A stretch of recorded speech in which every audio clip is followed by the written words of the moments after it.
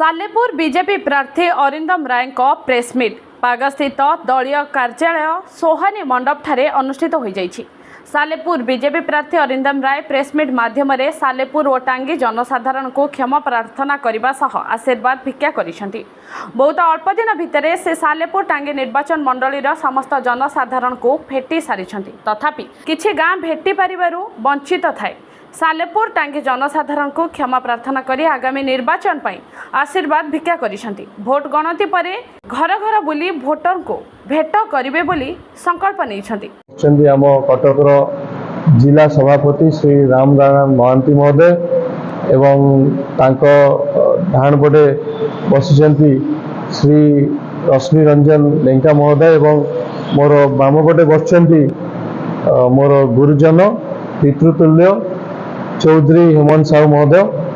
मु अनुरोध करी आम जिला सभापति को राम भाई को सी तांकर वार्ता रखिबे। मु तार उत्तर दे सारे या पूर्व जे परिणाम जहाँ हो मु किंतु आपण मान पाखक पहुँचबी एवं चाली चाली बुली समस्त देखा करी। विशेष बंधु मान सहित सांबादिक सम्मेलन डकाई मुझे समस्त को अभिनंदन जनाऊँ। 2024 निर्वाचन ये बहुत कम समय आम पाखे अच्छी आसंता 1 तारिख निर्वाचन हम एवं आमर प्रार्थी आपणकर सामने मनर कथा को रखिंट। भारतीय जनता पार्टी सालेपुर विधानसभा अरिंदम राय को प्रार्थी कर जड़े सुवक्ता जड़े भल अभिनेता जड़े भल मनीष मनीष जी कि लोक मनर कथा को बुझापी सबु समय जी समय मिली सालेपुर विधानसभा 48 पंचायत 253 बूथ पर्यंत जावाई चेष्टा कर पहुँची एवं आम जो 2 दिन आम पाखे समय अच्छी जो जगह भी पहुँची पारि ना से पहुँचापी सब प्रकार प्रयास करेंगे। जो कथा को आपण सामने रखिंट आसंता काली 29 तारिख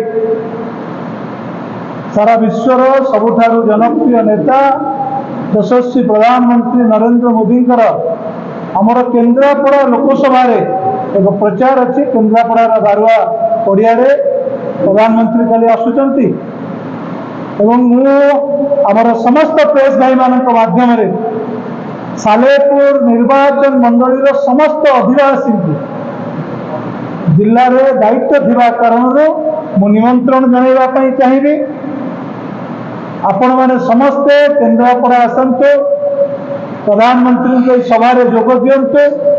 आमर प्रार्थी अरिंदम राय एवं आमर लोकसभा प्रार्थी आमर राष्ट्रीय उपसभापति वैजयंत पंडा को आपण मैंने आशीर्वाद करंतु एवं प्रधानमंत्री जो विषय आपण मैंने शुणु एवं आपण मानकर जो आशीर्वाद प्रधानमंत्री प्राप्त हो आमर प्रार्थी देव को प्राप्त हो ए कथा को आपण मान आगे मुझे निवेदन करुच्ची। आ प्रेस भाई मानकर जो कथा अच्छी जे आमर प्रार्थी एठी रहिले लोकों पाखे कथा बुझे ना भुवनेश्वर रे सांबादिक भाई मैंने भल भाव जानते आपण मानकर आशीर्वाद आपण मानकर निरपेक्षतार आधार रे आमर प्रार्थी निश्चित भाव में जीतिकी जीवे विधानसभा ही बसवे भुवनेश्वर ही रे किंतु जो माने प्रतिनिधि करके पठेबे से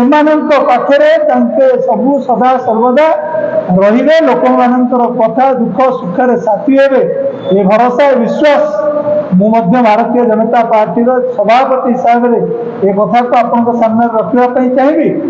भारतीय जनता पार्टी एक संगठन एक वरिष्ठ नेतृत्व एक कार्यकर्ता आधारित संगठन आम जो मैंने भी काम कर साधारण कार्यकर्ता मैंने दायित्व नियंती और लोक पाखे ही रही सबु समय चेष्टा करती।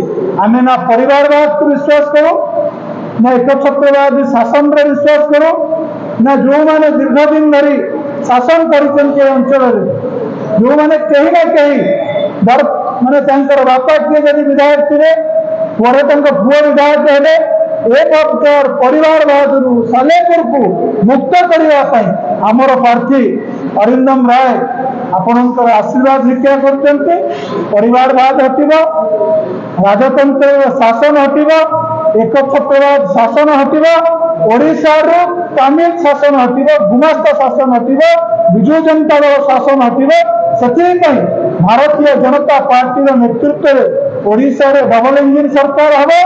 କେନ୍ଦ୍ରରେ ପୁନର୍ବାର ତୃତୀୟ ଥର ପାଇଁ ପ୍ରଧାନମନ୍ତ୍ରୀ ମୋଦି ଯେ ଶପଥ ନେବେ ଏହି ବିଶ୍ୱାସ ଏହି ଭରସା ଆପଣମାନଙ୍କ ମାଧ୍ୟମରେ ସାଧାରଣ ଜନତାଙ୍କ ପାଖରେ ପହଞ୍ଚାଇବା ପାଇଁ ମୁଁ ନିବେଦନ କରୁଛି ଏବଂ ଆସନ୍ତାକାଲି ପ୍ରଧାନମନ୍ତ୍ରୀଙ୍କର ଯେଉଁ ଗସ୍ତ ଅଛି ସେଥିରେ ମୋର ସମସ୍ତ ସାମ୍ବାଦିକ ଭାଇମାନେ ଏବଂ ସାଲେପୁର ଅଞ୍ଚଳର ସମସ୍ତ ଅଧିବାସୀମାନେ ଯୋଗଦେବେ ଏ ନିବେଦନ କରୁଛି ଏବଂ ସାଲେପୁରର ଯେଉଁ ଅଭାବ ରହିଛି, ଅସୁବିଧା ରହିଛି, ଯେଉଁ ସମସ୍ୟା ରହିଛି, ଭାରତୀୟ ଜନତା ପାର୍ଟି ସରକାର ଆସିଲା ପରେ ସର୍ବପ୍ରଥମେ ସେ ସମସ୍ତ ବିଷୟକୁ ଆମେ ଧ୍ୟାନ ଦେବୁ ଏବଂ ଲୋକଙ୍କର ଜନହିତରେ ଭାରତୀୟ ଜନତା ପାର୍ଟିର ସରକାର କାମ କରିବେ, ଆମର ବିଧାୟକ ପ୍ରାର୍ଥୀ କାମ କରିବେ, ସାଂସଦ ପ୍ରାର୍ଥୀ କାମ କରିବେ, ଏତିକି ଭରସା ଦେଉଛି। ସମସ୍ତଙ୍କୁ ନମସ୍କାର।